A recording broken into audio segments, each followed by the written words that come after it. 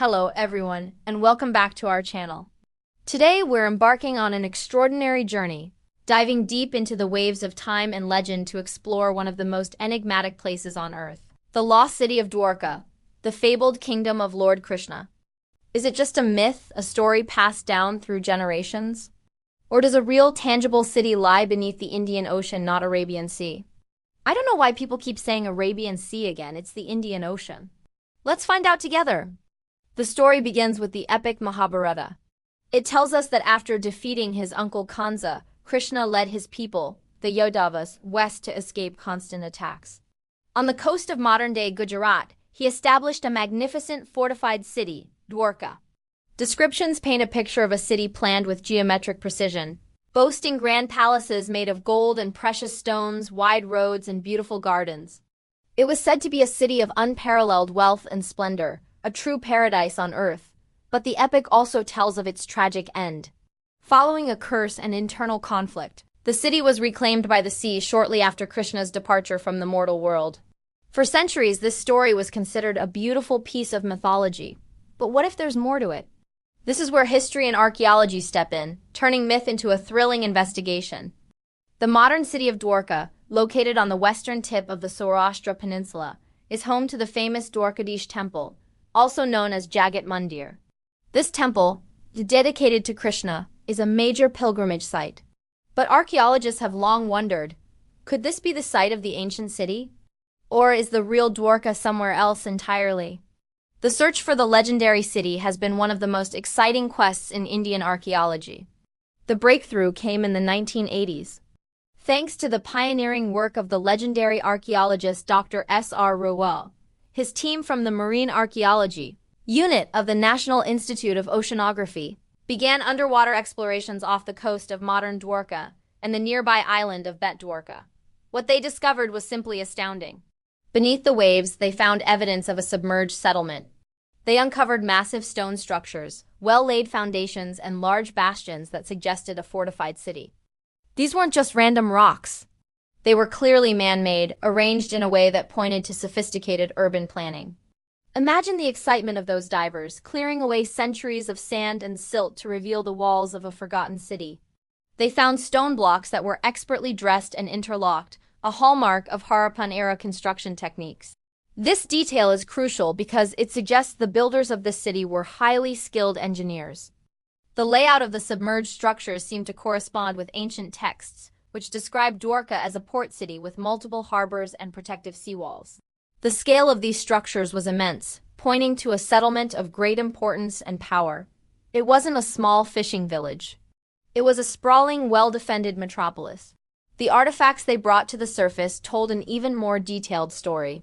Divers recovered a variety of pottery, including a distinctive type known as lustrous redware. This type of pottery is significant because it helps date the site. Carbon dating of these artifacts and other organic materials placed the settlement somewhere between 1700 and 1500 BCE. This timeline is fascinating because it aligns remarkably well with the traditional time frame associated with the Mahabharata era. It's as if the science was starting to catch up with the ancient story. But perhaps the most electrifying discoveries were the stone anchors. Dozens of them were found, of various shapes and sizes. Some were triangular, others were trapezoidal, indicating a bustling port with ships arriving from different parts of the ancient world. These anchors are physical proof of extensive maritime trade. Dwarka wasn't an isolated kingdom. It was a major commercial hub, a gateway connecting ancient India to distant lands across the sea. The sheer number of anchors suggests a harbor that could accommodate a large fleet of ships. Even more compelling was the discovery of seals. One particular seal, bearing an inscription of a three-headed animal, has sparked immense debate and excitement.